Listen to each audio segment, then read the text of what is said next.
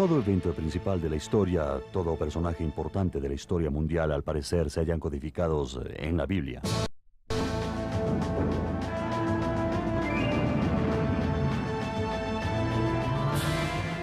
Los códigos de la Biblia son una demostración dramática de que lo que tenemos aquí es realmente la palabra de Dios y no simplemente una tradición histórica.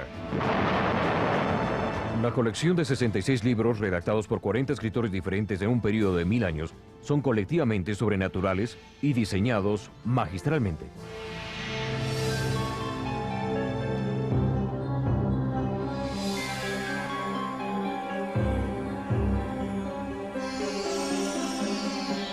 Ordinariamente daríamos por sentado que lo que este edificio, el Pentágono de los Estados Unidos, tendría que ver con la Biblia sería algo muy remoto.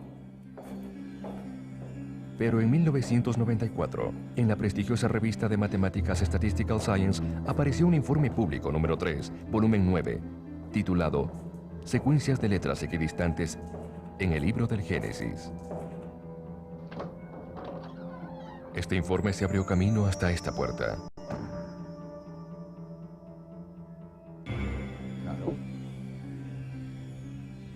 Esta es la oficina de Harold Gans, criptógrafo en jefe de la Agencia de Seguridad Nacional.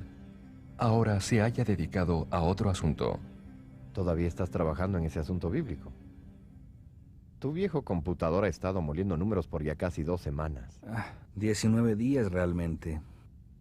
14 horas y 21 minutos. Gans sabía que la secuencia de letras equidistantes era una forma de código ampliamente usada por varios gobiernos y sus agentes. Se resistía a creer la idea de que ocurriera en el libro del Génesis. No sé por qué pierden el tiempo. Esto es nada más que coincidencia o pura tontería. Estoy seguro que tienes razón, pero Reeves diseñó el programa original y Statistical Science publicó los hallazgos. ¿Elias Reeves? Ajá. ¿Por qué él, todo un matemático de prestigio mundial? ¿Por qué se enreda en esos asuntos religiosos? Te sorprende, ¿no es cierto? Lo halló tan difícil de creer que escribió su propio programa para computador basándose en su sólido conocimiento de las técnicas básicas de codificación, decidido a refutar los resultados publicados por Statistical Science. Así que somos la agencia que descifró el código Enigma, el código púrpura japonés. Tenemos supercomputadores Cray conectados paralelamente con los nuestros. Y nuestro criptólogo escribe una simple secuencia de letras equidistantes de un computador viejo. ¿Qué es lo que me falta aquí? Probablemente lo que esto significa, si es verdad. Oh, sí, que todos los secretos del mundo están codificados en la Torá y que solo Dios los pudo poner ahí. ¿Es así? ¿Es así qué? Es verdad. Espérate unos minutos y podré darte la respuesta. ¿Cuál era el significado de estos códigos de la Biblia? ¿Podría haber en el libro del Génesis información codificada respecto a personas y lugares de los cuales ni se sabía en la fecha en que se escribió el libro? Si los códigos fueran simplemente un asunto de coincidencia, el programa de Gans pronto lo revelaría. Estaba seguro de que su esposa lo llamaría pronto para decirle que su computador se había detenido y que el valor P, una representación numérica de probabilidad, sería un número muy grande. Y esto sería el final.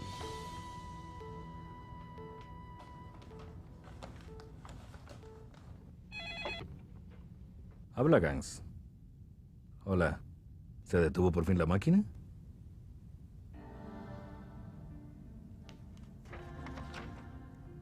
Repite por favor ese número. Ajá. ¿Y bien? En efecto. Es verdad. No creo haber visto nunca antes un valor P tan pequeño. La probabilidad de que estos códigos pudieran aparecer por accidente es virtualmente inexistente. Lo que Gans descubrió ese día fue que todo estaba ahí, tal como el estudio decía que estaba, firmemente fijo en el código. También sabía que la controversia apenas comenzaba. Creo que el asunto del código de la Biblia es un disparate de principio a fin. La abrumadora mayoría de los científicos que han estudiado el fenómeno han llegado a la conclusión de que no hay ninguna base para esto. Hemos recorrido largo camino desde 1450 y la primera imprenta de tipo movible de Gutenberg. Hoy día, este pequeño disco contiene toda la Biblia. Se puede encontrar cualquier pasaje con solo oprimir un botón. En cuestión de minutos, se puede encontrar, comparar e imprimir todo lo que contiene la Biblia respecto a cualquier tema. Pero con toda nuestra sofisticación y habilidades tecnológicas, no hemos podido mejorar las palabras. Lo que éstas dicen y lo que representan permanece exactamente igual. Sin embargo, hay algo que ha cautivado recientemente por igual a eruditos bíblicos y a científicos. Es la noción de que aquí habría algo más que solo palabras que se ven en la superficie. Hay evidencia de que incrustadas dentro de las letras hebreas de lo que los judíos denominan como la Torá, o sea, Génesis, Éxodo, Levítico, Números y Deuteronomio, que fueron los primeros 5 libros de la Biblia, hay un código que nos habla de eventos del futuro. Un código que, de acuerdo a algunos, solamente pudo haber sido puesto ahí por el autor original, Dios mismo. Algunos investigadores han sugerido incluso que en estos códigos del Antiguo Testamento se ha encontrado Yeshua, el nombre hebreo de Jesucristo. Como se puede deducir, esta idea ha generado gran controversia, pero la Biblia ha sido objeto de debate desde que Moisés trajo consigo los 10 mandamientos del Sinaí. Siempre ha habido quienes la aman y quienes la detestan. Toda la buena nueva del Salvador del mundo es comunicada a través de este libro. Todas las cosas deseadas por los hombres están contenidas en la Biblia. Para destruir la religión cristiana, primero tendríamos que destruir la creencia del hombre en la Biblia. La Biblia es el beneficio más grande que haya recibido jamás la raza humana. La inspiración de la Biblia depende de la ignorancia del caballero que la lea. Es imposible mental o socialmente esclavizar a los pueblos que leen la Biblia. Uno debe ponerse los guantes al leer el Nuevo Testamento. Todo en este es cobardía y engaño propio. Un amplio conocimiento de la Biblia vale más que toda una educación universitaria. El debate continúa hasta este día, pero dejando a un lado toda discusión, un hecho es indiscutible. Desde que Gutenberg imprimió la primera Biblia, ella se ha convertido en el libro más ampliamente distribuido y leído del mundo. Cada año se imprimen más ejemplares de la Biblia que de cualquier otro libro jamás publicado. Un conteo reciente del número de Biblias completas impresas en un solo año subió a más de 60 millones. También se imprimieron 90 millones de Nuevos Testamentos y se publicaron entre 1.000 y 1.500 millones de porciones bíblicas en más de 2.000 idiomas. Asombrosamente, estos números crecen cada año. ¿Qué hay en este libro que ha cautivado las mentes y los corazones de las personas en el mundo durante miles de años? ¿Qué podría haber en la historia de un pequeño grupo de gente en un polvoriento rincón del mundo que pudiera atraerte la atención? ¿Qué hay en las palabras de estos rollos que ha mantenido unida por más de 3.000 años a una nación dispersa? El Antiguo Testamento, específicamente la Torá, que contiene los 5 primeros libros de la Biblia, de acuerdo a sus adherentes, es una historia de los tratos de Dios con la humanidad, y específicamente con los hijos de Israel. Sin embargo, está llena de relatos fantásticos que muchos eruditos insisten que no pueden ser verdad. ¿Hubo en realidad una serie de plagas devastadoras que vencieron al gran faraón egipcio? ¿Recibió en realidad un hombre llamado Moisés los 10 mandamientos y la ley mosaica directamente de Dios? ¿Pudo este mismo Moisés abrir paso milagrosamente a través del Mar Rojo? Los críticos son inflexibles. Algunos hasta dicen que el éxodo de Egipto nunca tuvo lugar y que Moisés nunca existió. Las palabras de la Torá, insisten, fueron redactadas por antiguos líderes judíos como mecanismo para controlar a su pueblo. Nada más. En un momento, consideraremos estos asuntos a través de un lente moderno y veremos si los recientes descubrimientos y la tecnología moderna pueden darnos algunas respuestas a estas viejas preguntas. Hace 6 años me hallaba en Israel para reunirme con el jefe de inteligencia israelí respecto a un tema totalmente diferente. Y oí, por casualidad, del trabajo que había hecho un matemático muy famoso en Jerusalén. Él había encontrado el día exacto en que comenzaría la guerra del Golfo en un código bíblico. Pensé que era un disparate, pensé que era absurdo. Dije, no soy religioso y me marché. Luego averigüé sobre este matemático. Elia Rips no es una persona ordinaria. Es el principal experto mundial en teoría de grupos, el campo de las matemáticas en que se basa la física cuántica. Se le considera uno de los más grandes matemáticos del mundo, así que fui a verlo. Pero mentalmente yo estaba seguro de que máximo en una hora yo averiguaría por qué él estaba equivocado. Porque eso no podía ser verdad. No puede haber un código en la Biblia. Nadie puede saber el futuro. En vez de pasar una hora con el Dr. Rips, pasé una semana con él. Y al fin de la semana, supe que él andaba detrás de algo real. Los oficiales israelíes ni confirman ni niegan que la información sobre el primer ataque de proyectiles Scud hubiera venido de investigadores involucrados con el código de la Biblia. Pero dados los resultados, cabe preguntar si quizás la ciencia y la religión han encontrado por fin un terreno en común. 3 semanas antes de que comenzara la guerra del Golfo, el Dr. Rips y sus colegas en Israel encontraron codificado en la Biblia que Saddam Hussein escogió un día, enemigo, Scuds, y la fecha, 18 de enero de 1991, en verdad equivalente en el antiguo calendario hebreo. Tal vez antes de continuar deberíamos tratar de responder a algunas preguntas hechas por los críticos, empezando por la pregunta más fundamental de todas. ¿Hubo realmente un hombre llamado Moisés? De acuerdo con el libro del Éxodo, cuando Moisés nació, el faraón de Egipto había decretado que se mataran a todos los niños varones hebreos. La madre de Moisés, incapaz de obedecer este horrible edicto, puso a su tierno hijo en un canasto hecho de cañas y lo puso a la deriva en el río. La hija del faraón encontró el canasto y tomó el niño como su hijo propio. Moisés se transformó de hijo de esclavos hebreos a nieto del faraón en un solo día. Pero la vida de Moisés en la corte del faraón tuvo un fin abrupto. Cuando Moisés vio a un capataz egipcio golpeando a un esclavo hebreo, se encolerizó, atacó al egipcio y lo mató.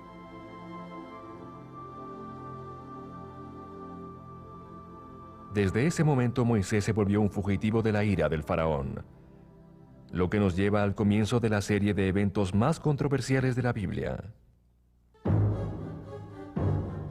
Moisés huyó al desierto para escapar de los soldados del faraón. Después de andar errante por muchos días, se topó con una pequeña tribu de pastores nómadas, en lo que entonces era la tierra de Madián. Fue bien recibido por Jetro, jefe de una de las familias, y decidió quedarse allí.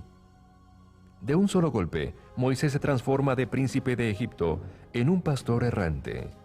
En lo que a Moisés tocaba, ese sería su destino en la vida.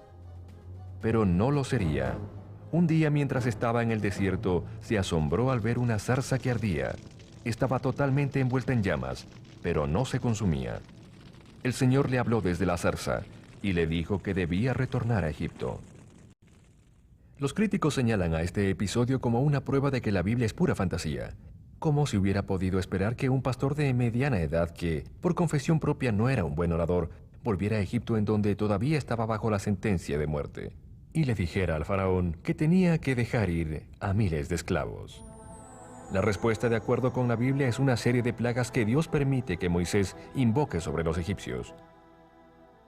Hay plagas de ranas y moscas, del agua de los pozos, ríos, fuentes, hasta jarras que se transforman en sangre, de úlceras, ganado que muere y de granizo y fuego. Finalmente, Moisés anuncia la plaga más devastadora. Morirá el primogénito de toda familia egipcia. Aquí yace el problema.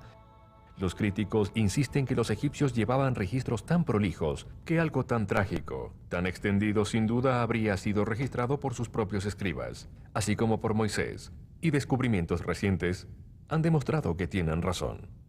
Hay un antiguo documento egipcio en papiro llamado el papiro Ipúa. Este narra en relato de testigo presencial la plaga de la sangre, la plaga de enfermedad del ganado, la del extraño fenómeno de fuego, la del primogénito y la de las extrañas tinieblas. Todos los sucesos que previamente pensamos que conocíamos solo por la Biblia, podemos leer sobre ellos en los registros egipcios.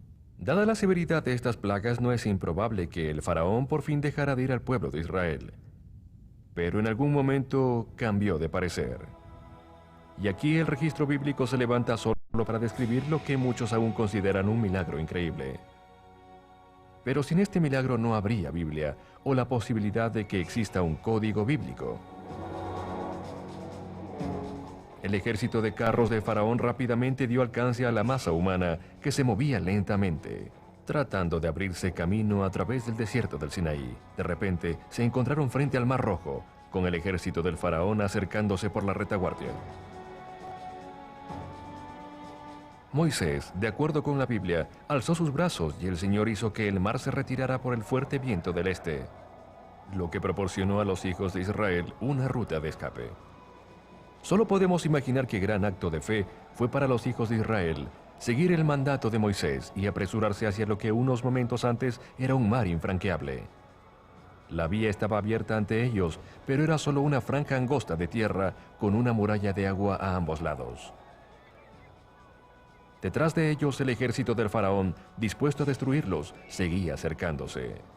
Aterrados pero enfrentando una muerte segura, se precipitaron por el angosto puente de tierra.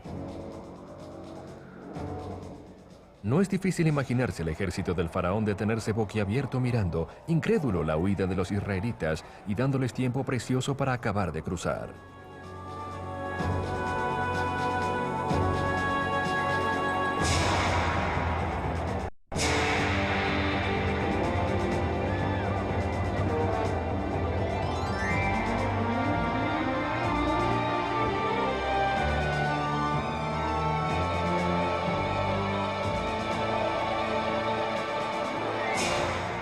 De acuerdo con la tradición, Moisés fue el último en cruzarlo y al momento en que llegó al otro lado, los carros y los soldados del faraón se habían recuperado de su propio temor y sorpresa, y ya se abalanzaban por el puente de tierra en feroz persecución. Su destino, sin embargo, iba a ser diferente.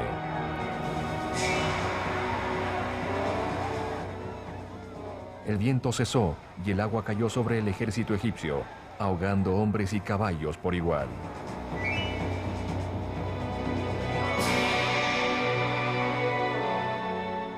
¿Pero pudo realmente haber sucedido algo así?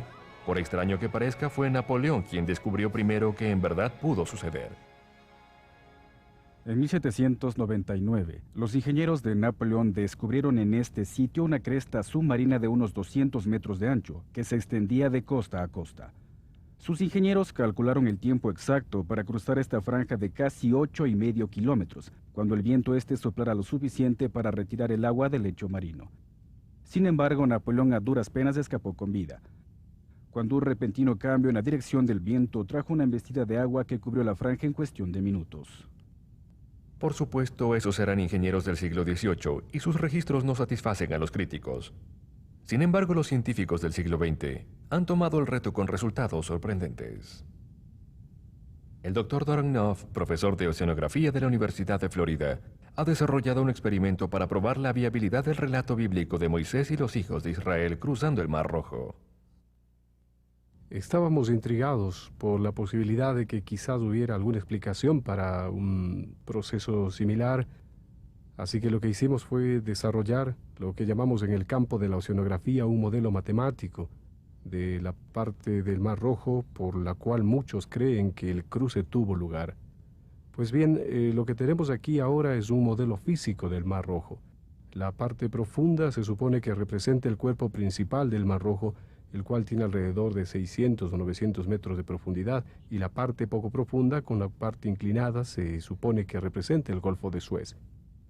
La cual es menos profunda. Como dijimos antes, la profundidad promedio del Golfo de Suez es de alrededor de 30 metros y la longitud es de unos cuantos cientos de kilómetros. Bien, lo que tenemos además de esto es que cuando se produce aquí en la cresta artificial, lo que ve usted ahora, y la profundidad de agua sobre esa cresta artificial es solo alrededor de 3 metros de altura. Bien, lo que voy a hacer es dejar que soplen los vientos desde aquí y ustedes verán cómo el agua retrocede y de hecho expone la cresta al aire.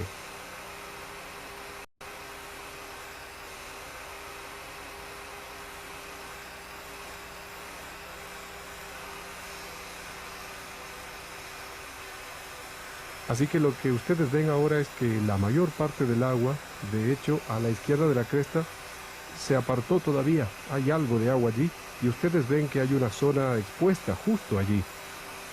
¿Está claro? Así que la idea es que los israelitas cruzaron en esta parte de la cresta, la cual quedó expuesta, y vieron agua en los dos lados. Bien, ellos vieron el agua en el lado izquierdo de la cresta y el agua en el lado derecho. Bueno, voy a apagar el viento ahora y lo voy a hacer abruptamente y verán cómo se devuelve. Así que hagámoslo. Por supuesto, lo que pasa después es que cuando el viento disminuye, el agua busca volver a la posición que tenía antes y lo hace por medio de una ola de gravedad que se mueve a una velocidad calculada en 5 metros por segundo o algo así, que es por supuesto una velocidad de la cual nadie puede escapar. El experimento del Dr. Knopf demuestra que el fuerte viento del este pudo en verdad haber abierto el pasaje a través del Mar Rojo, lo suficiente para que los hijos de Israel lo cruzaran. Y como Napoleón lo demostró, una vez que el viento se detuvo, no pudo haber ningún escape para el ejército del faraón. La investigación moderna ha demostrado la posibilidad de que los esclavos que huían hayan cruzado el Mar Rojo en este punto en particular. Pero ¿cómo sabemos que Moisés trajo aquí a su pueblo? Una vez más, la tecnología moderna muestra el camino, literalmente. La fotografía infrarroja de satélite ha rastreado una gran migración de gente, sus campamentos y su dirección a través de la península del Sinaí en una correlación asombrosa con el relato bíblico del Éxodo. Con la fotografía infrarroja por satélite han habido grandes descubrimientos arqueológicos en todo el mundo. Hay un sendero que baja de la rama oeste del Mar Rojo. La rama izquierda de este que baja hacia el extremo de la península del Sinaí se detiene allí. Parece que sale al otro lado y luego corre al norte hacia la montaña más alta de la región de Jabal al-Laus.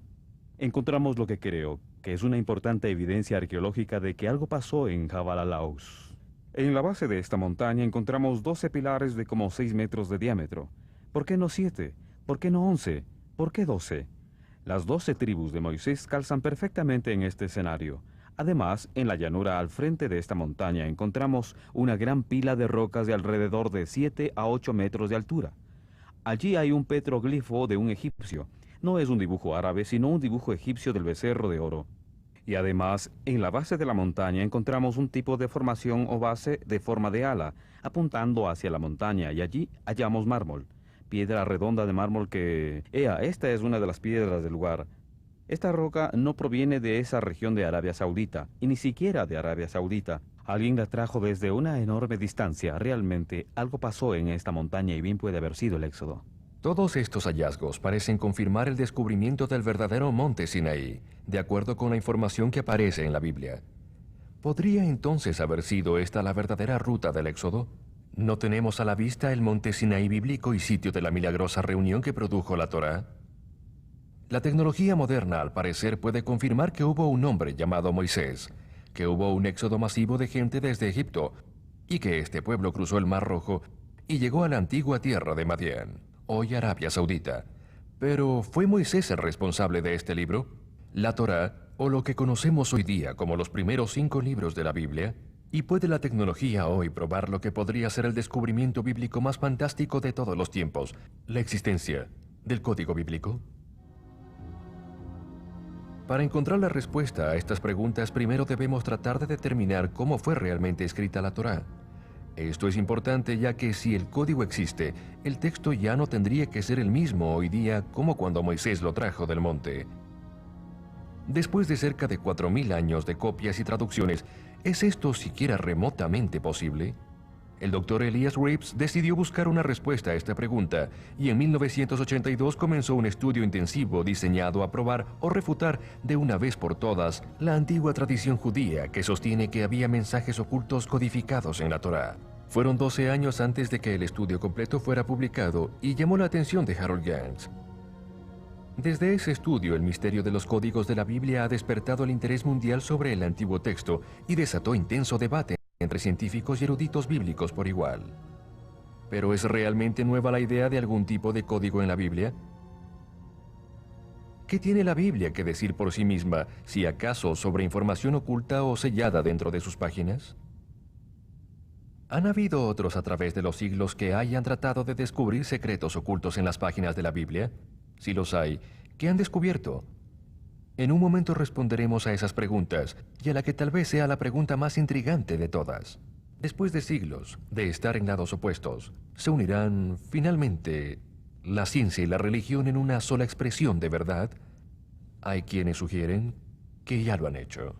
Cuando uno se detiene a pensar en esto, la Biblia es verdaderamente un libro asombroso. Llevó 1500 años para completarse. 40 escritores diferentes contribuyeron a su contenido en 3 idiomas y, según sabemos hoy, contiene 66 libros en 2 testamentos, el Antiguo y el Nuevo. La pregunta que viene a la mente inmediatamente es: ¿cómo es posible que algo que tomó tanto tiempo, es tan complejo y tiene tantos autores diferentes, contenga algún código de alguna clase? Hay una antigua tradición entre los judíos relacionadas con la Torá.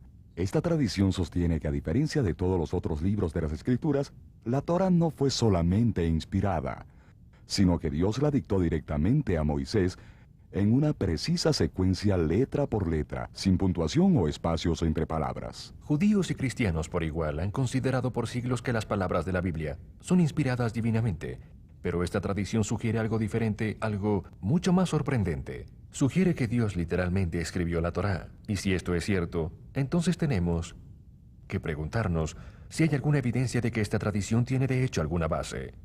Pues bien, debemos entender que en el texto antiguo no había espacios entre palabras. Los eruditos llaman a esta forma de escritura escripta continua. En otras palabras, era solo una sucesión de letras en que se deducía dónde iban los espacios entre palabras. Los arqueólogos han descubierto una inscripción de 22 líneas de esta manera. Esto es un hecho muy bien establecido en arqueología. Los espacios entre palabras, tal como nosotros los usamos, al parecer fueron introducidos durante los días de Esdras, mucho tiempo después de los días de Moisés. Pero la tradición, según parece, tiene algún respaldo arqueológico. Esto significa que en los 40 días y 40 noches que Moisés estuvo en el monte Sinaí, estuvo ocupado escribiendo en precisa secuencia el total de 304.805 letras de la Torá en hebreo. La pregunta que surge ante nosotros es ¿por qué? ¿Cuál podría ser la razón para requerir una construcción tan estricta y difícil? También es parte de la tradición que dentro de esa secuencia precisa de letras hay información codificada de tal clase que solo una mano divina pudo haberla puesto allí. No obstante, por absurda y rara que pueda parecer, la tradición tiene una historia larga y altamente respetada. Nachmanides, uno de los grandes sabios judíos del siglo XII, enseñaba a sus alumnos que toda la historia de Israel se podía hallar en Deuteronomio 32, comúnmente conocido como el Cántico de Moisés. Otro notable rabino y profesor que vivió y murió en el siglo XIII, el rabino Faquia Ben Asher de Zaragoza, España, describió un proceso por el cual, al saltarse intervalos iguales de letras en la Torá, se llegaría a obtener información ordenada divinamente. Y en el siglo XVIII, uno de los más grandes sabios posbíblicos, Elías Salomón, conocido reverentemente como el Grande de Vilna, hizo la sorprendente afirmación de que en la Torá estaba incluido todo lo que fue y lo que será hasta el fin de los tiempos. Aunque estas son solo opiniones, son sin duda opiniones de algunos de los más grandes estudiosos de la Torá de todos los tiempos. Su influencia sobre la tradición judía no se puede subestimar. Está claro que por siglos ha existido la idea de que en la Biblia hay algún tipo de información codificada, especialmente en la Torá. Usted se sorprendería al saber que el concepto no solo se lo creía, sino que realmente uno de los científicos más famosos de la historia lo amplió. Isaac Newton sirvió como rector de la Universidad de Cambridge por muchos años y generalmente se lo considera como el primer científico moderno. Fue Newton quien explicó la mecánica del sistema solar y se le atribuye el descubrimiento de las funciones de la gravedad. También creía firmemente en que había un código bíblico. Sir Isaac Newton, que era el mejor de todos en esto, dijo que la totalidad del universo, no solo la Biblia, todo el universo, era un criptograma, un código dispuesto por el Todopoderoso, y nos corresponde a nosotros descifrar este enigma. Y él, por supuesto, también buscaba un código que estaba seguro que existía en la Biblia, que revelaría el futuro de la humanidad. Al jubilarse, Newton dejó muchos de sus papeles personales en Cambridge. Su biógrafo John Maynard Keynes descubrió los papeles y quedó estupefacto al enterarse de que muchas de las más de 1 millón de palabras escritas por Newton con su puño y letra no tenían nada que ver con matemáticas o astronomía, sino más bien con teología esotérica. Newton creía firmemente en el código bíblico. Estaba tan seguro de que había un código oculto en la Biblia que pasó más de la mitad de su vida tratando de descifrarlo. El secreto del código bíblico, si es que en verdad existía, permanecería oculto por otros 300 años. Irónicamente, sería la tragedia más grande de la historia judía la que crearía el escenario para el descubrimiento científico de la información codificada en la Biblia. La Primera Guerra Mundial demostró que la capacidad de descifrar los códigos enemigos es absolutamente vital para ganar una guerra. Cuando estalló la Segunda Guerra Mundial, el criptoanálisis, el arte de hacer y descifrar códigos, había avanzado gran camino para convertirse en una ciencia. Un pequeño grupo de matemáticos polacos descifró el supuestamente inquebrantable código alemán Enigma en 1934.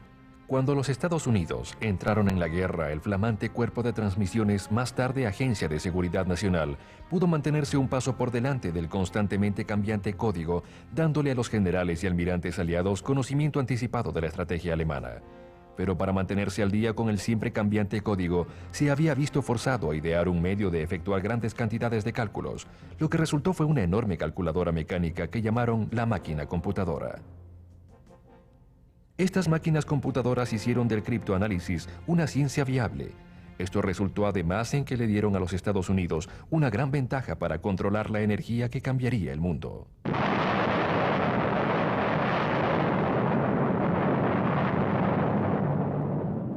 Durante la Segunda Guerra Mundial, estábamos, por supuesto, en un programa intensivo para desarrollar la bomba atómica, la cual requería de una gran cantidad de computación. El doctor John von Neumann en Los Álamos y el doctor Alan Turing, ambos científicos de reputación mundial, colaboraron para darnos lo que conocemos como la computadora moderna, tanto para la bomba atómica y también para revelar los códigos Enigma de los alemanes. La invención de la bomba atómica sin duda cambió el curso de la historia mundial, pero la invención de la computadora probablemente ha traído cambios aún mayores.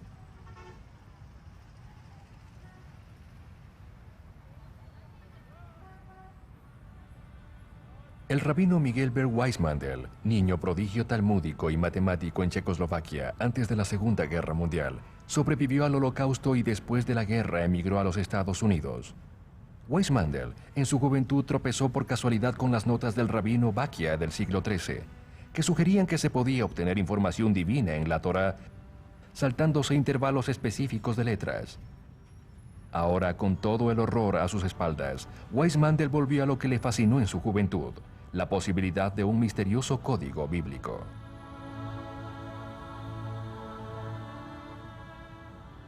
El rabino Weissmandel, gracias a su constancia y decisión, ha hecho descubrimientos extraordinarios al estudiar la Torá. La palabra Torá en hebreo tiene 4 letras: una Torah Baba, una Resh y una Yet, que equivalen a las que nosotros diríamos como una T, una O, una R y una H. Debemos tomar en cuenta que el alfabeto hebreo tiene 22 letras, que son básicamente consonantes. Las vocales generalmente son inferidas. La Vau opera como lo que nosotros llamaríamos una O, pero no se la considera una vocal. En el libro del Génesis, uno busca el primer equivalente a una T y luego cuenta 49 letras y toma la siguiente, es decir, la 50ª letra. Es la equivalente a lo que consideraríamos una Vau, lo que consideramos una O. Contamos otras 50 letras y aparece una Resher como en nuestra R. Cuenta otras 50 y llega la Yet, igual que una H. En otras palabras, es como si encontrara una T-O-R-H con un intervalo de 49 letras y así se forma la palabra Torah. De por sí algo extraordinario, pero una de esas cosas que podría considerarse pura coincidencia. Pero cuando uno llega al Éxodo, descubre que pasa lo mismo. Uno busca una T, cuenta 49 letras más una y llega una O, una R, una H, lo mismo. Y así de nuevo, esto parece algo muy bien planeado. De hecho, es muy interesante que este número 50 es el número de días entre el Éxodo y la entrega de la Torá en el monte Sinaí. Siguiendo adelante, llegamos al libro de Levítico, el tercer libro, pero allí nada de esto sucede. Pero luego, en el cuarto libro de la Torá, el libro de Números, vuelve a suceder lo mismo, pero solo si se deletrea Torá al revés. Un poco raro. Luego vamos al libro de Deuteronomio, y los equivalentes vuelven a aparecer, pero si se los deletrea al revés. Y uno se pregunta, ¿qué quiere decir esto? Y al alejarse un poco del asunto es como si estos 4 libros apuntaran al que se halla en medio. 2 hacia adelante, 2 hacia atrás, al libro Levítico. Y si se examina Levítico más detenidamente, se descubre no un intervalo de 49 letras, sino de 7. Y cada 8 letras se obtiene la palabra Yahvé, o el nombre de Dios. Al analizar todo esto, uno se da cuenta de que en la Torá todo apunta siempre al nombre de Dios. El descubrimiento del rabino Weissmantel es el primer indicio moderno para los códigos ocultos de la Biblia. Desde luego, hemos usado computadoras para encontrar otros. El catedrático Daniel Michelson de UCLA ha calculado que la probabilidad que el descubrimiento de Weissmantel ocurra por accidente es de 1 en 3 millones.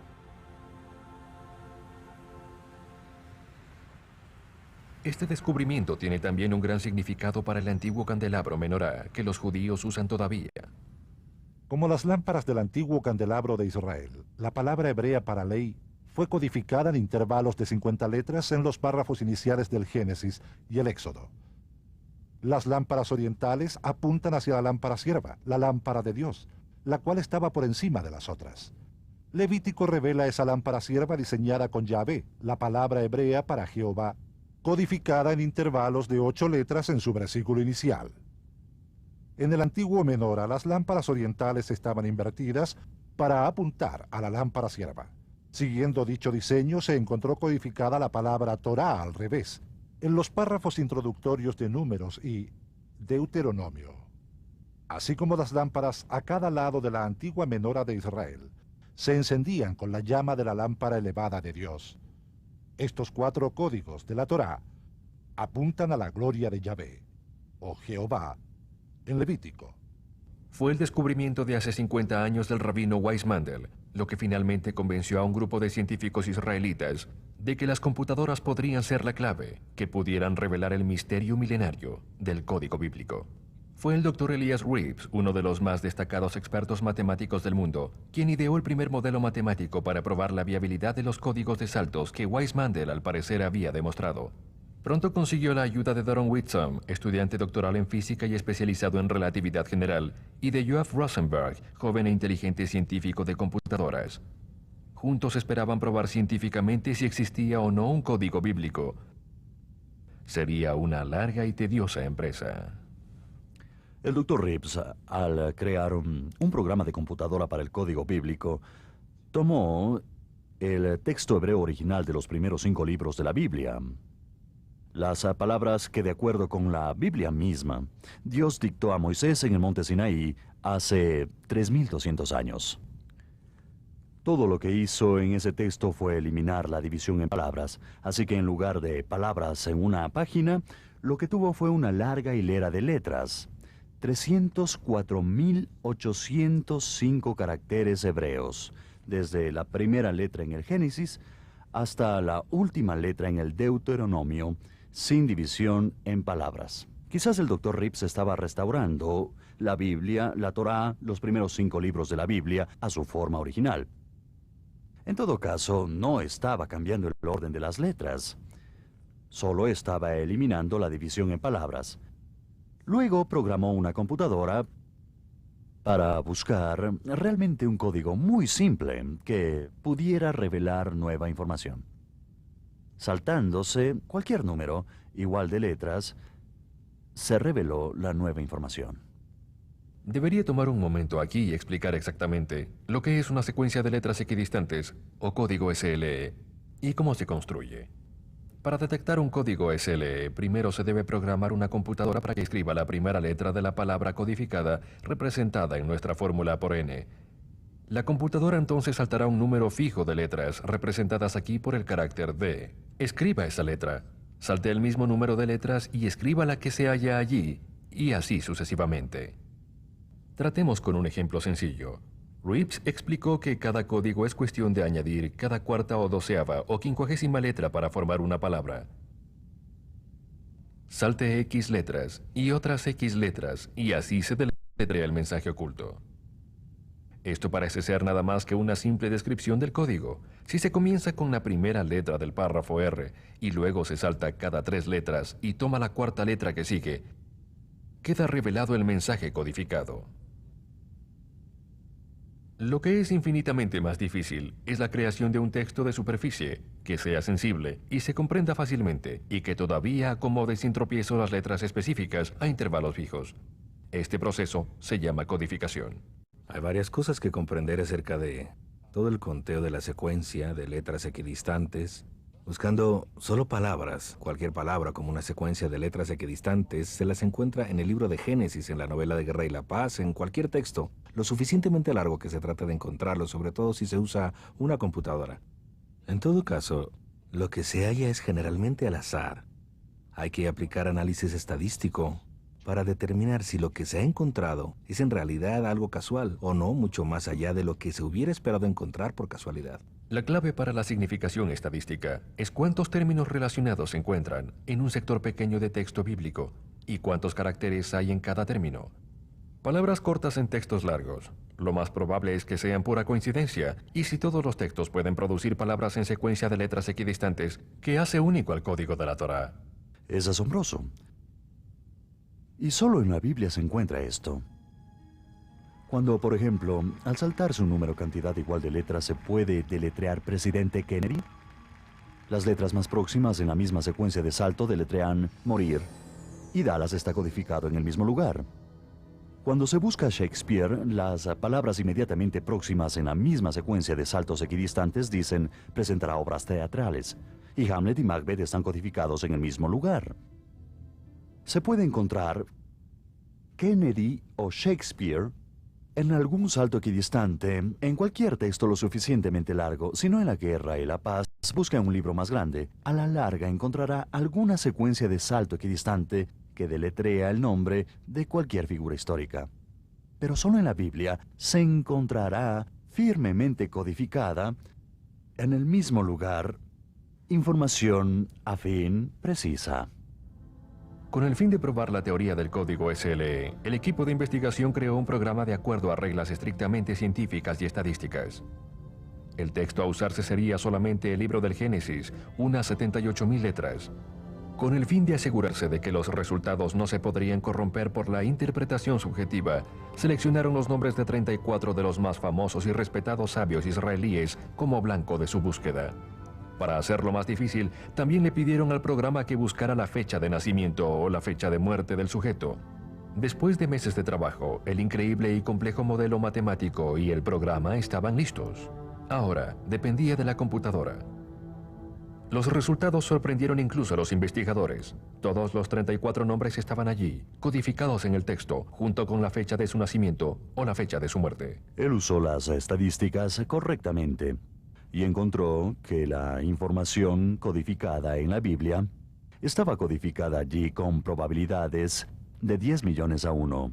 Él buscó la misma información en la Guerra y la Paz y en 2 textos originales hebreos, y no encontró más que combinaciones de letras al azar. Solo en la Biblia encontró información consistente, coherente, con probabilidades de 10 millones a 1. El primer experimento fue un experimento completo que abarcó un gran conjunto de palabras y expresiones que tienen conexión, como los nombres y apodos de los grandes sabios y rabinos de Israel mencionados en una enciclopedia, junto con sus fechas de nacimiento y de muerte. Nosotros medimos si en realidad había una tendencia para tales conexiones. Fueron un accidente? Y el resultado fue que había conexiones y que la posibilidad de que esto ocurriera por accidente era muy mínima.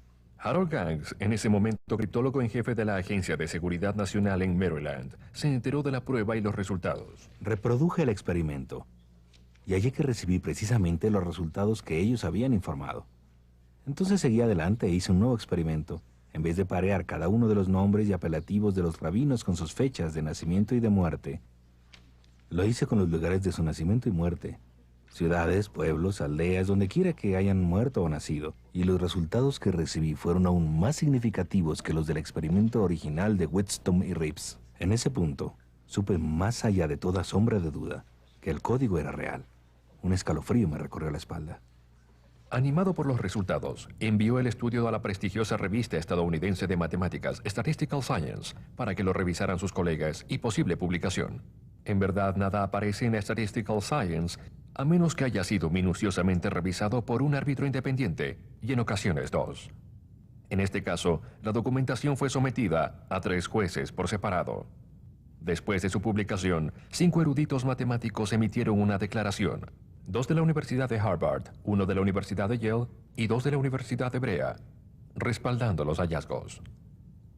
Se cita a Robert Cass, editor de la revista Statistical Science y profesor de la Universidad de Carnegie Mellon, diciendo: nuestros jueces estaban perplejos. Sus creencias anteriores les hacían pensar que no había ninguna posibilidad de que el libro del Génesis pudiera contener referencias significativas a personas actuales. Aun cuando los autores realizaron revisiones adicionales, el efecto persistió. Así se ofrece el artículo a los lectores de Statistical Science como un enigma desafiante. Todos mis instintos como científico y también como judío hablan en contra de la posibilidad de tal fenómeno. No obstante, el trabajo de Winston, Reeves y Rosenberg presenta evidencia científica muy fuerte de que bajo experimentación científica intensa se demuestra que el fenómeno existe. Fui a encontrarme con matemáticos en Harvard, Yale, la Universidad Hebrea. Y ellos sabían del Dr. Reeves y su trabajo, y todos me dijeron que el código era real. Le pedí al Dr. Reeves que buscara cosas que él no sabía que yo preguntaría, hasta que pedí, y él las encontró en el código bíblico. Y él tenía como texto de control la traducción al hebreo de la novela La Guerra y la Paz. En la Biblia la información estaba codificada, y en La Guerra y la Paz no. Vez tras vez tras vez. A pesar del respaldo abrumador a la integridad científica de la investigación inicial del código, todavía hay científicos que insisten en que todo esto solo es un disparate numerológico. Se puede comparar la reacción de este puñado de críticos vocingleros al extraordinario descubrimiento del Dr. Reeves con la reacción de la Iglesia y de la comunidad científica a Galileo. Cuando Galileo dijo que la Tierra se movía alrededor del Sol, fue condenado por la comunidad científica y por la comunidad religiosa, porque lo que él había descubierto cambiaba la forma de percibir el mundo para siempre. Las críticas tienen que ver con el hecho de que en la ciencia uno no puede proceder a explicar un efecto invocando una causa milagrosa. Una premisa central del código bíblico es que el texto ha permanecido totalmente inalterado a través de los siglos desde los tiempos de Moisés hasta ahora, pero de hecho simplemente este no es el caso. Los manuscritos de los períodos más tempranos no son los mismos que los de los manuscritos de los períodos tardíos. Esto invalida totalmente la noción del código bíblico basado en el conteo de letras. ¿Cuál manuscrito usa usted? ¿Qué variación usa? Es totalmente ridículo. El punto tiene validez, pero nuevamente los expertos no están de acuerdo. Los eruditos de la Biblia hace mucho que saben que la Torá ha sido preservada a través de los siglos con una cantidad sorprendentemente pequeña de variaciones de letras. Aún hasta estos días, todo rollo de la Torá es copiado a mano del anterior y escrito de acuerdo a las reglas inalterables por escribas que pasan por un exigente curso de entrenamiento y preparación.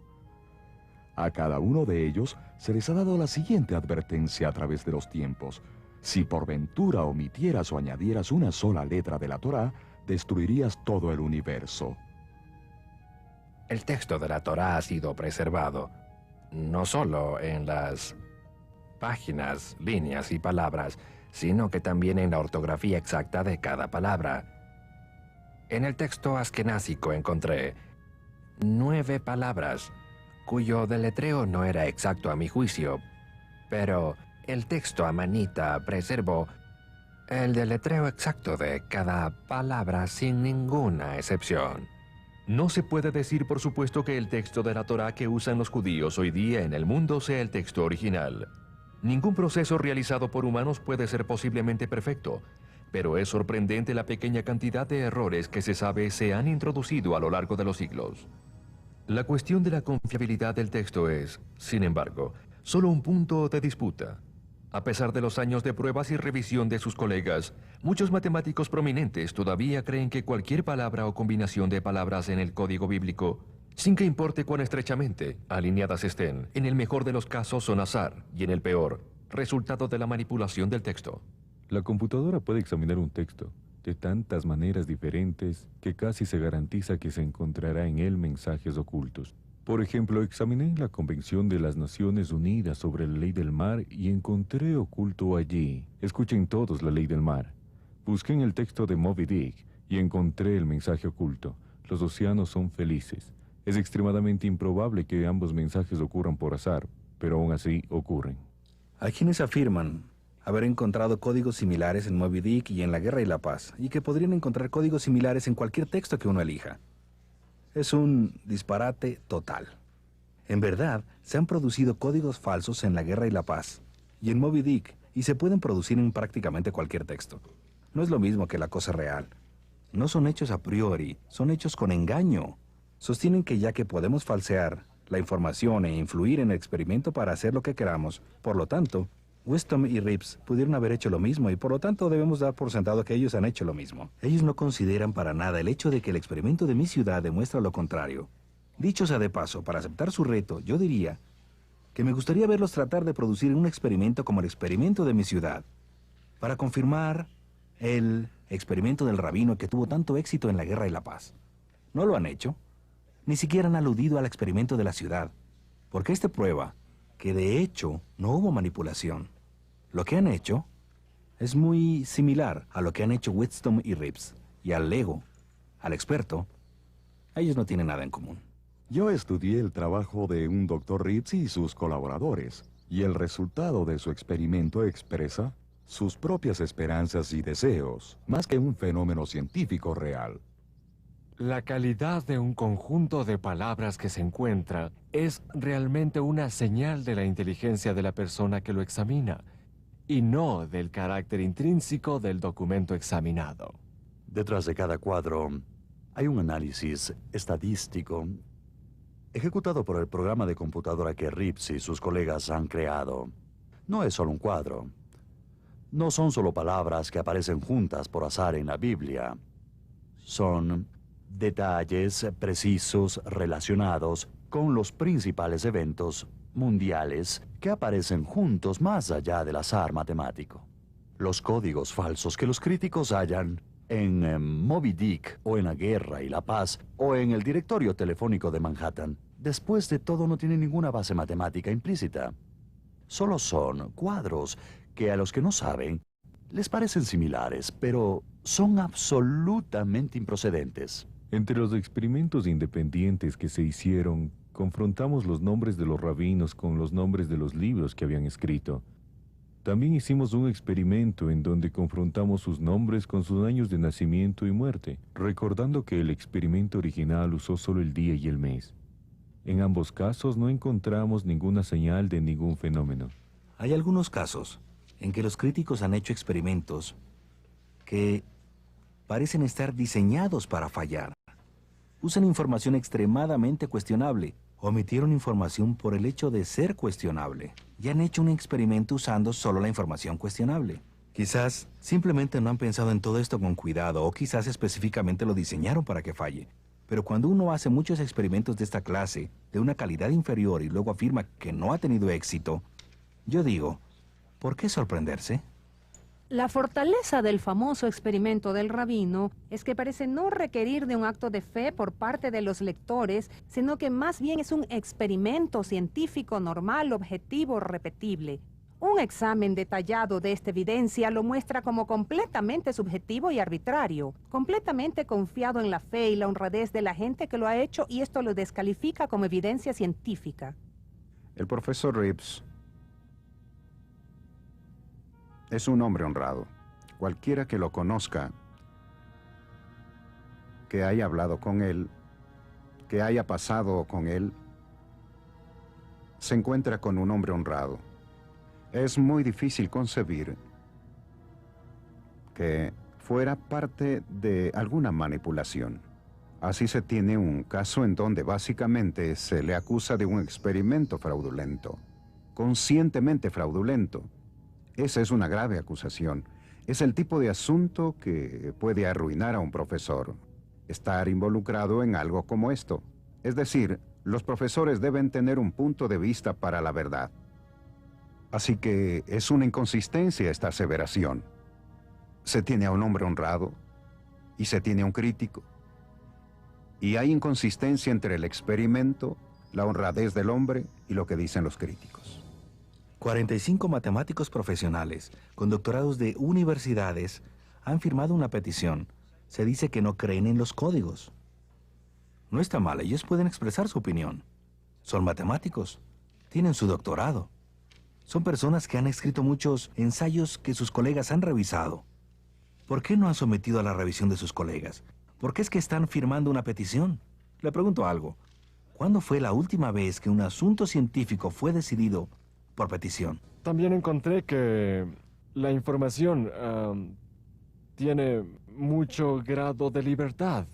Ya quedó en claro al mirar los conjuntos que incluyeron que lo que hace que esto resulte es lo que yo llamo espacio de culebreo. Es el hecho que uno tiene opciones. A causa de las opciones algo se encontrará. Se puede seguir buscando hasta que alguna de las opciones funcione. Permítame mostrarle otro experimento de un investigador independiente, el Dr. Alex Rothenberg. Y la belleza de este experimento es que no hay en lo absoluto espacio de culebreo. Este código encontrado en el libro del Génesis y que tiene que ver con la historia de Esther no deja espacio para manipulación. Tomamos los nombres de personas, los 10 hijos del archivillano Amán. Todos murieron en un día, el 13 de Adar. Nuevamente, nombres de personas y fechas de muerte. 10 personas, pero su deletreo se nos da en el libro de Esther. Sin cambios, sin manipulación posible. Usamos el deletreo exactamente como consta. Y revisamos para ver si estaba próximo a la fecha de muerte. Yud Gimel Baradar. Y miren, una de estas fechas de muerte, increíblemente, continúa con la palabra Purim en código, el nombre del día feriado que se celebra en el libro de Esther. Al usar esta fecha en particular, se llega a probabilidades increíblemente pequeñas en términos de la proximidad de los nombres de esos 10 hijos. A esta fecha de muerte en particular, no hay espacio para manipulación. No hay lugar en que pudiéramos haberlo cambiado de alguna manera. Los nombres no nos son dados en un antiguo documento de miles de años. Creo que es lo más impresionante que tenemos. Si suponemos por el momento que el código es real, ¿cuál es su significado? ¿Qué significa la existencia del código para el cristiano y el judío común? ¿No pudieron unos escribas muy trabajadores poner el código en su lugar con el correr de los siglos? La Torah ha estado en su forma presente, de acuerdo con todas las autoridades, por un mínimo de 2000 años. Cuando fue traducida al griego bajo el reino de Ptolomeo II en Alejandría, la Septuaginta. Podemos demostrar, usando las leyes de la mecánica cuántica, especialmente el principio de la incertidumbre y la teoría del caos, que es absolutamente imposible, según las leyes de la física y de las matemáticas tal como las conocemos hoy, saber el futuro en detalle tal como se demuestra en estos códigos.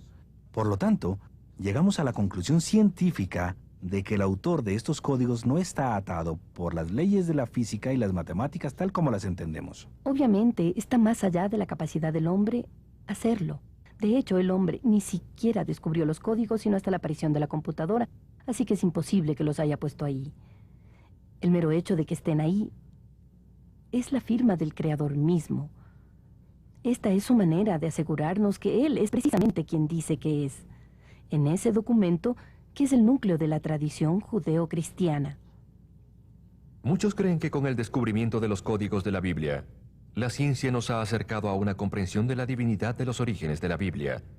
Pero, ¿qué tiene que decir la Biblia misma sobre los mensajes ocultos?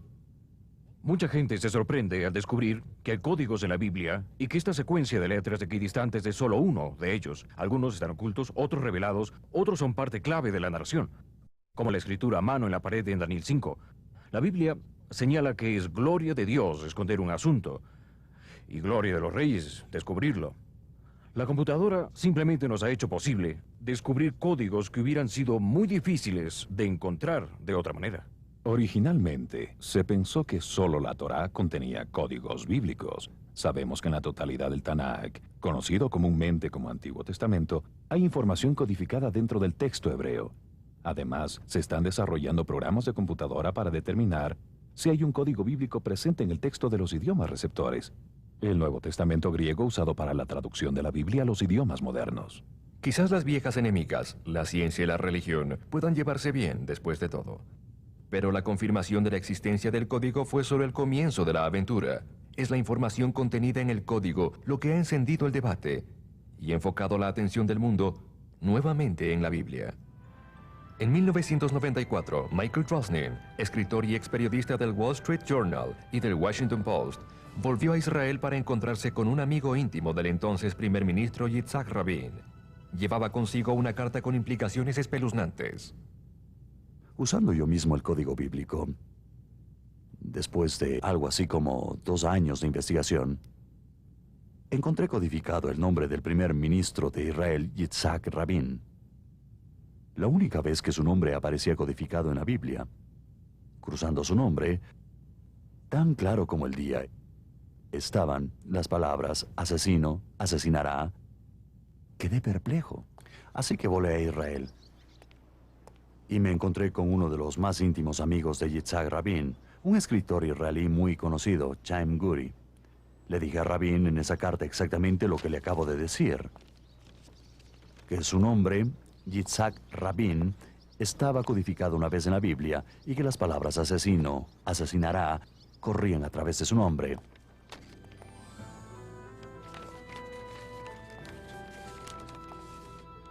¿Está usted sugiriendo en serio que en el Torah realmente dice que el rabín será asesinado? Todo lo que puedo decirles, lo que está ahí. ¿Le dará la carta? En su carta, Michael Drosnin le decía al primer ministro, he descubierto información. No sé si debería. Eso sugiere que su vida está en peligro. Pasó a explicar que era un matemático israelí que había descubierto un código oculto en la Biblia que parece revelar los detalles de eventos que tienen lugar miles de años después de que la Biblia fuera escrita.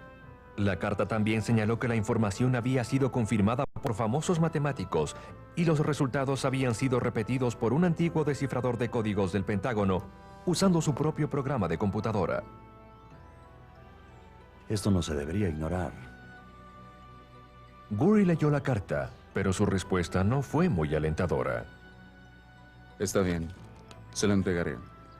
Pero conozco al primer ministro y no creo que le preste ninguna atención a estos códigos bíblicos.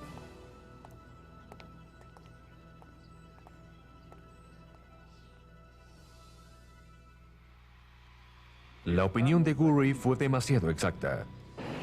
El primer ministro no hizo ningún intento de hablar con Drosnin y al parecer ignoró por completo la advertencia. Y por supuesto, 1 año más tarde fue asesinado, exactamente como el código bíblico lo había dicho. En realidad, en el mismo año que el código bíblico dijo que sería asesinado. Todo hallado con 1 año de anticipación. Fallé.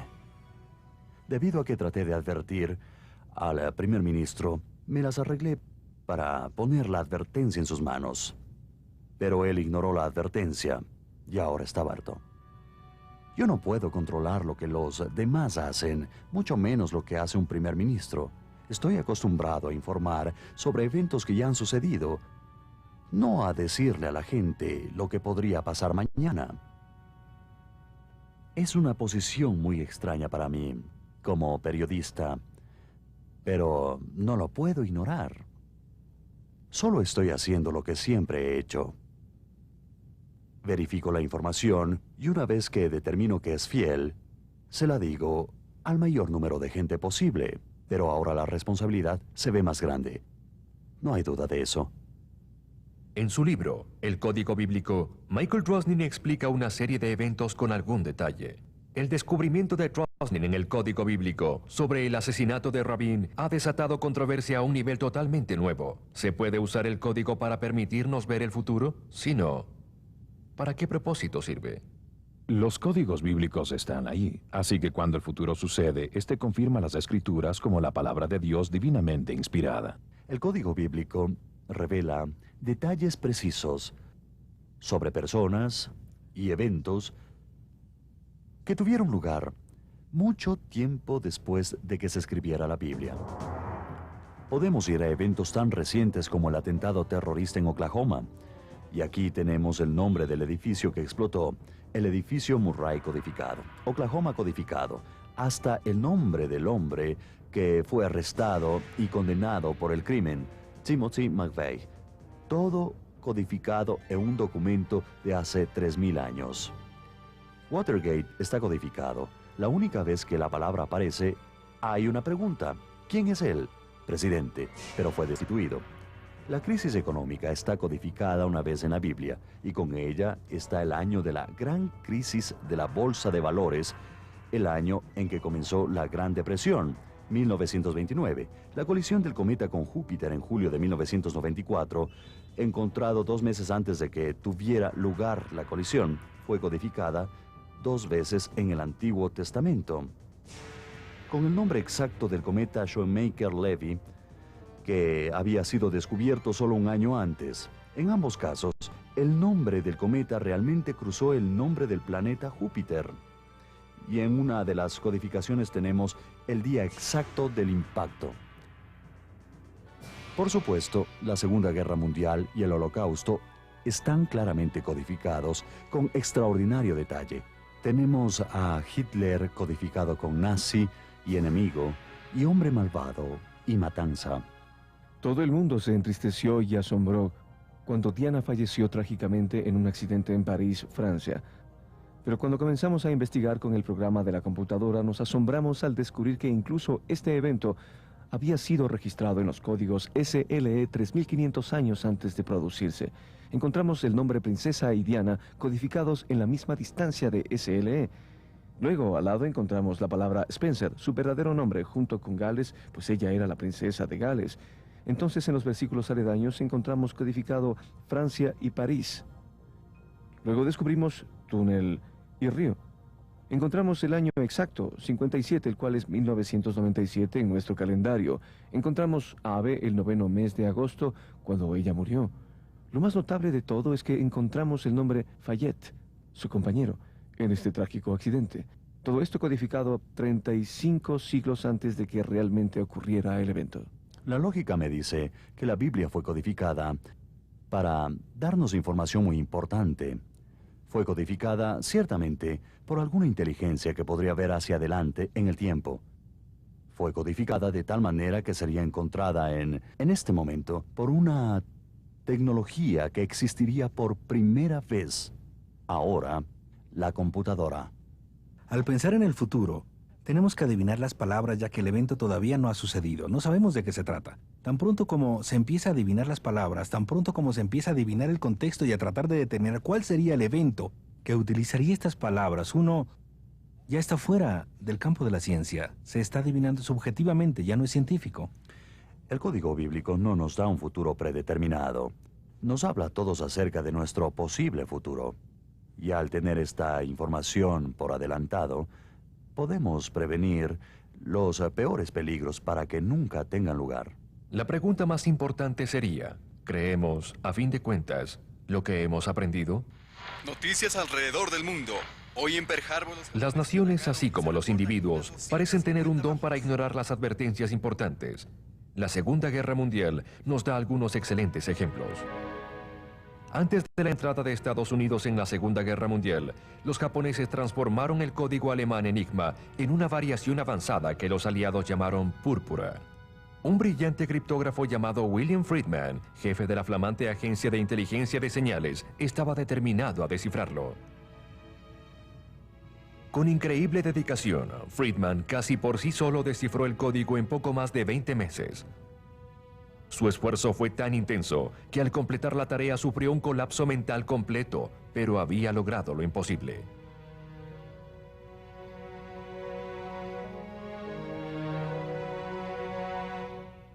La información de que Púrpura había sido descifrado fue filtrada a los alemanes, quienes se la transmitieron a los japoneses, pero ellos sencillamente se rehusaron a creerlo. Su plan de atacar Pearl Harbor siguió adelante, y de hecho la inteligencia naval interceptó y decodificó una transmisión del almirante japonés Yamamoto a su flota. Los japoneses se rehusaron a creer que su código había sido descifrado, pero ahora era el turno de los Estados Unidos. La inteligencia naval tenía en sus manos la confirmación de que la flota japonesa se dirigía hacia Pearl Harbor. El monumental esfuerzo que Friedman había hecho estaba a punto de rendir resultados, ¿o no? ¿Qué es esto? Acaba de llegar, señor. Nuestros muchachos de señales descifraron Púrpura. Seguro. ¿Le has dicho a alguien sobre esto? No, señor. No lo hagas. Estos chicos de señales no han descifrado ese código. Creo que están tratando de ver si estamos despiertos. Pero, señor... Es todo.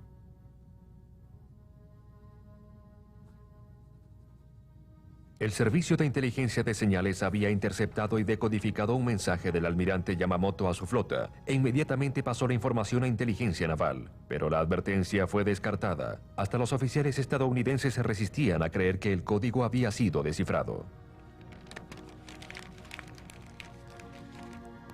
Ayer, 7 de diciembre de 1941. Una fecha que vivirá en la infamia.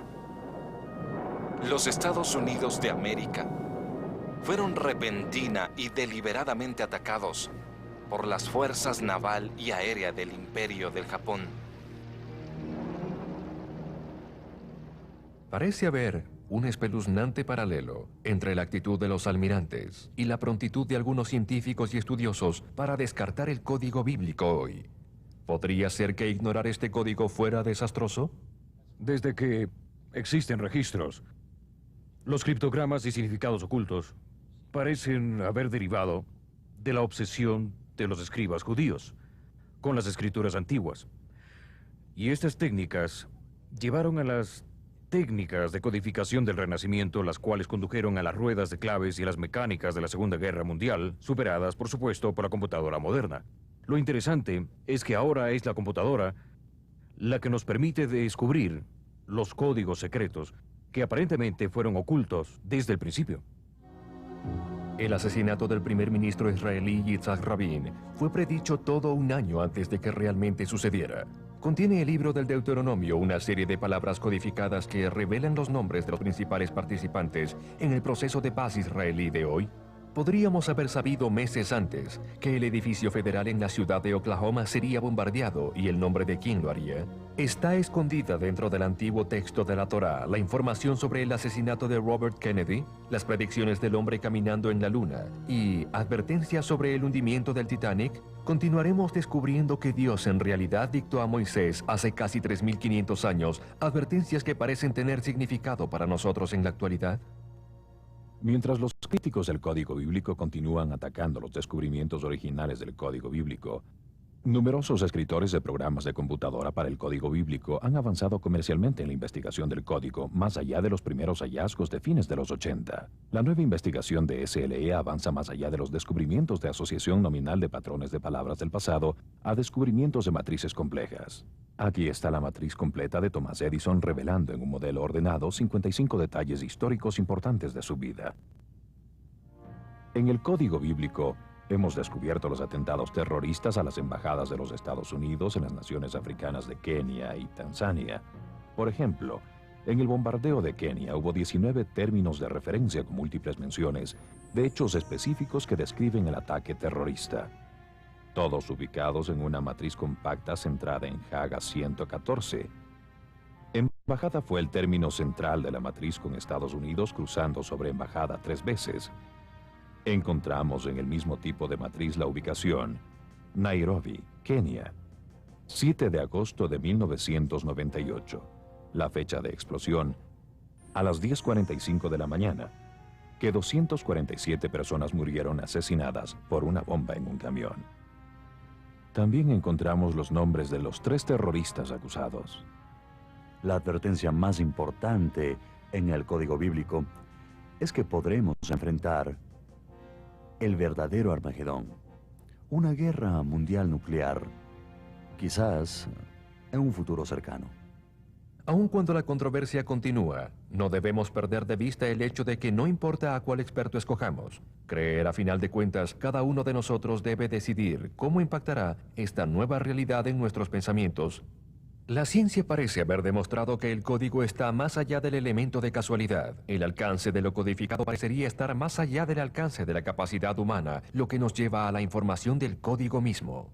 ¿Pudo ser divinamente ordenado, tal como lo sugirió el rabino Bakia? El descubrimiento de los códigos bíblicos en nuestra generación da una poderosa evidencia para los escépticos de que la Biblia verdaderamente es la palabra inspirada de Dios. También dan validez a casi una década de trabajo de mi amigo Jacob Ramsell, pastor mesiánico de San Antonio, Texas, quien examinó manualmente las escrituras hebreas y encontró el mismo fenómeno de los códigos bíblicos. Jacob Ramsell, sin querer, añadió toda una nueva veta de controversia para la discusión del código bíblico. Con toda justicia, se debe decir que él ya estaba trabajando en el código mucho antes que los científicos. Hace más de 20 años, Ramsell comenzó su búsqueda del nombre de Yeshua o Jesús en los códigos.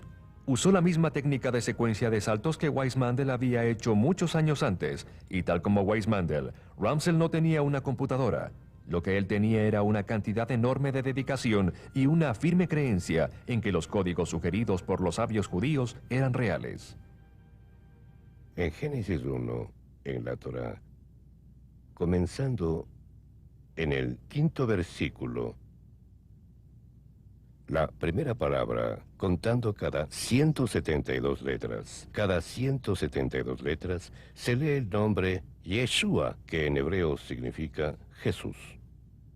Luego, hacia el final de la Torá, en Deuteronomio, comenzando al final de la última parte, contando la inversa, cada 172 letras, se lee Hamashiach, el Mesías.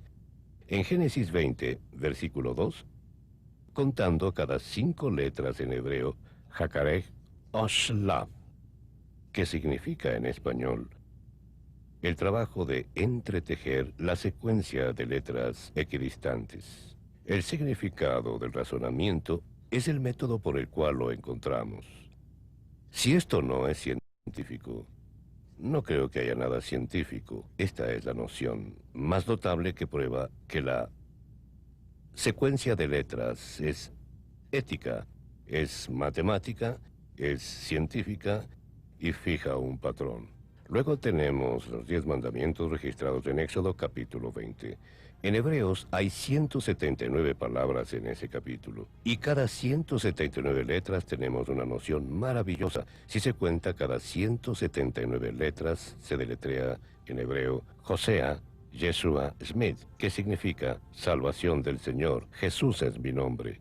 Algunos críticos sugieren que el trabajo de Ramsell es puro azar, suponiendo que aun cuando el nombre de Yeshua aparezca, no necesariamente se refiere a Jesús de Nazaret. El profeta Isaías escribió una notable profecía sobre el anunciado Mesías que está registrada en Isaías capítulos 52 y 53. A esta profecía, el futuro Mesías, a menudo se la llama la profecía mesiánica del siervo sufriente. En un exhaustivo análisis de esta breve pero muy detallada profecía, Jacob Ramsell hizo varios descubrimientos sorprendentes. Dios no solo había codificado el nombre de Jesucristo en estos pasajes, sino también los nombres de virtualmente todos los demás implicados en la crucifixión y en su ministerio. Encontró Jesús, el nombre, el nazareno Mesías, 3 Marías, los 2 sumos sacerdotes Anás y Caifás, el rey Herodes, Pilato y muchos de los nombres de los discípulos de Cristo, todos ellos encontrados en un pasaje profético. 41 nombres, todos codificados en la profecía de Isaías. Un hecho sobre la Biblia que no tiene discusión es que el Antiguo Testamento y el Nuevo están llenos de números. Algunos de estos números son sencillos y directos, otros dejan al lector totalmente perplejo. ¿Podría la clave de los códigos bíblicos yacer en estos enigmáticos números? Sería difícil descubrir la cantidad de veces que aparece el 7 de alguna manera significativa en la Biblia. 7 iglesias, 7 candeleros, 7 sellos, 7 trompetas, 7 truenos, 7 ángeles, 7 milagros, 7 bienaventuranzas y los 7 días del Génesis. Y esto apenas comienza a arañar la superficie. Weissmandel descubrió Yahvé en un intervalo de saltos de 7, y la Torá en un intervalo de 49 o 7 veces 7. En una de las profecías más asombrosas de la Biblia, a Daniel se le dijo que 77 estaban determinados sobre el pueblo y sobre la ciudad santa. Cuando Pedro le preguntó a Cristo cuántas veces debía perdonar a su hermano, el Salvador le responde con el mismo enigmático número, 70 veces 7. Es posible que haya una clave para el código oculta en alguna parte, en el número o en la combinación de números 7, o son sencillamente eventos aislados, independientes uno del otro. Quizás la clave no es numérica después de todo. El código SLE se basa en números, Pero ¿hay también evidencia de otros tipos de códigos? Las verdades más esenciales en la Biblia están, por supuesto, puestas en una forma que cualquiera pueda comprender. Pero esto no excluye el hecho de que en la Biblia haya misterios ocultos que están allí para desafiarnos. Hay muchos ejemplos. Uno de los clásicos es la vida de Matthew Fontaine Maury, que cuando jovencito quedó fascinado al leer las Escrituras que hay pasajes en Salmos 8 y también en Isaías, que hacen referencia a sendas en los mares. ¡Qué extraña idea!, pensó él. ¿Hay sendas en el mar? En 1825 se hizo guardiamarino y pasó el resto de su vida recogiendo información para desarrollar lo que conocemos como oceanografía. Fue capaz de convencer a capitanes que recogieran información. Acabó preparando cartas de las corrientes marinas de los océanos Atlántico, Pacífico e Índico. Como resultado, se le considera ampliamente por todo el mundo como el padre de la oceanografía. Todo porque se sintió acicateado por estas pequeñas ilusiones ocultas en los Salmos y en Isaías. 2 puntos clave sobre los códigos. Primero, nunca miramos a los códigos o algo tan esotérico buscando doctrina o teología que de alguna manera contradigan el texto. El segundo punto es que se nos prohíbe expresamente en la Torá los métodos de adivinación. Usar los códigos para predecir el futuro es adivinación y está expresamente prohibido en la Biblia. ¿Predecir el futuro o no poder predecir el futuro? Pues bien, esta es una controversia para más adelante, después de que los científicos y los estudiosos de la Biblia hayan tenido la oportunidad de estudiar y debatir más este asunto en desarrollo. El código bíblico ya no es solo el nombre de un informe de investigación. También es un programa de computadora disponible en CD-ROM. El programa de código de la Biblia es fácil de usar, aunque el usuario no sepa nada de hebreo. El procedimiento es muy sencillo. Primero, seleccione el rango de texto que desee examinar. Por ejemplo, escogeremos desde el comienzo del Génesis hasta el final del Éxodo. Ahora, seleccione el rango de saltos que desee que haga la computadora. Para este ejemplo, usaremos un mínimo de 10.000 y un máximo de 11.000. Ahora viene la parte más importante. Seleccione la palabra o frase que desee que la computadora encuentre en el texto especificado. Para nuestro ejemplo, usaremos el nombre Jesús. Presione el diccionario de nombres de pila y busque el nombre Jesús. Presione en él y el programa insertará automáticamente Yeshua, que es Jesús en hebreo. Presione el botón de comando Encontrar y la computadora comenzará inmediatamente a buscar en el texto especificado. Una barra de progreso rastrea la búsqueda y un cuadro de estado le dice a usted cuántas veces la computadora ha encontrado el nombre hebreo para Jesús. Ya encontrado el nombre, el programa lo muestra en una matriz. Y luego, identificará otras palabras hebreas tales como Nazareno en la misma matriz. Luego, automáticamente le dará la traducción.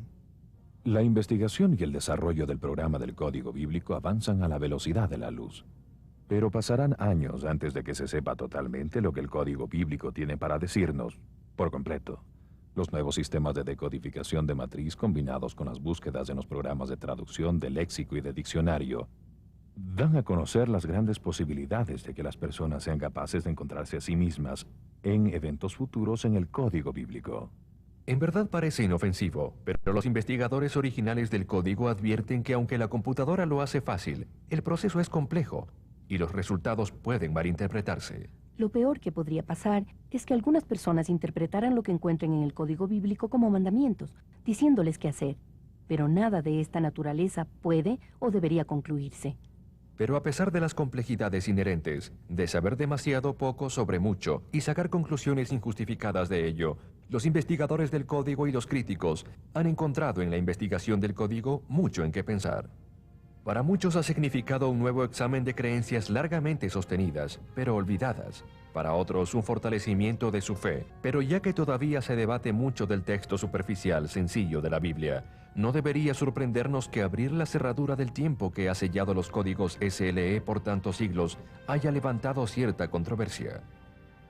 Creo que Dios, en su conocimiento profético anticipado, sabía que la nuestra sería la generación más escéptica y la de mayor educación científica y de computadores de la historia. Por lo tanto, yo creo que sabiendo esto, Él le ha provisto a nuestra generación de un último recurso de evidencia, con el fin de que nuestra generación no tenga excusa. Creo que si se demuestra que los códigos bíblicos son reales y válidos, de hecho, judíos y cristianos por igual tendrían que reexaminar sus textos y ver realmente cómo impactan en sus vidas. ¿Cuáles son las implicaciones para el mundo si el código bíblico es real? Es difícil de decir. La gente cree lo que quiere creer. La gente hace realmente lo que quiere hacer. A uno le gustaría creer que si la gente se tomara la Biblia más en serio, habría menos crimen, habría menos dolor, habría menos guerras. Todos nos amaríamos los unos a los otros. Espero que habría una gran diferencia.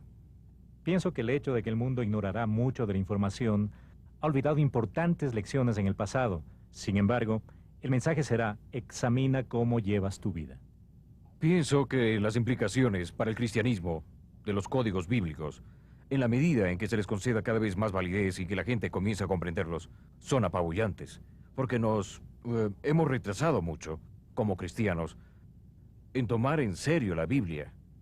La gran tragedia es que la mayoría de cristianos no comprenden aún cuán confiable y cuán autorizada es realmente nuestra Biblia.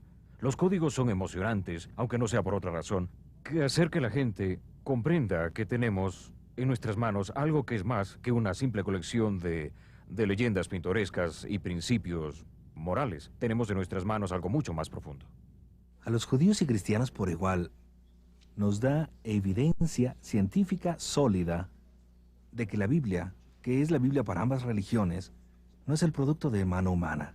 Creo que esto es muy importante. Si los códigos bíblicos son lo que parecen ser, una evidencia de autenticidad de que esta colección de 66 libros, de hecho, viene de un autor máximo, eso implica que tenemos un destino por el cual seremos responsables. Y en la profundidad de uno mismo, esto es incómodo. El matemático israelí que descubrió el código bíblico, el Dr. Rips, piensa que hemos encontrado solo el primer y más sencillo nivel del código, el cual es probablemente mucho más complejo y más allá de nuestro alcance. Como matemático, su hipótesis es que si encontramos tan claro un patrón, es casi seguro que hay un patrón mucho más grande. Pero no tenemos aún las herramientas matemáticas o quizás la tecnología para verlo. Rips ha ideado una medida que va en 2 dimensiones. La Torá original realmente es unidimensional, es un texto de una dimensión, es una secuencia de letras que va de comienzo a fin. ¿Quién sabe si una medida tridimensional no funcionaría aún mejor, o de 4, o de 5? ¿Quién sabe cuántas dimensiones hay en la Torá, desde el punto de vista de este código? El descubrimiento de los códigos es uno de los eventos más emocionantes de la historia. Por primera vez realmente hay una prueba científica ampliamente aceptada de que la Biblia es realmente sobrenatural. Yo sabía que tenía entre manos algo de real importancia. Fue la etapa más feliz de mi vida. No se puede escapar al hecho de que estas cosas están más allá del campo de solo curiosidades accidentales que están allí por diseño. Lo que hemos expuesto es que hay un texto oculto en la Torá, y que lo que vemos en este texto es que el futuro, presente y pasado están codificados, y por eso abarcan todas las cosas. Las buenas noticias son que alguna inteligencia se preocupó lo suficiente por nosotros como para dejarnos estas advertencias y darnos esta información. Son buenas noticias en verdad. La pregunta es, ¿qué vamos a hacer con esto? Y esto depende solo de nosotros. En un mundo cada vez más escéptico e incluso hostil hacia la palabra de Dios, el código bíblico ha establecido un puente entre la ciencia y la religión y ha obligado a examinar de nuevo las antiguas verdades sostenidas como sagradas por millones de personas. El código también parece estar generando una nueva conciencia de la divinidad de las Escrituras entre individuos de todas las creencias. Este solo hecho haría del descubrimiento del código bíblico el evento más importante de la era moderna. Porque si realmente comprendemos que la Biblia es la palabra de Dios, estamos en posesión de la verdad divina salvadora.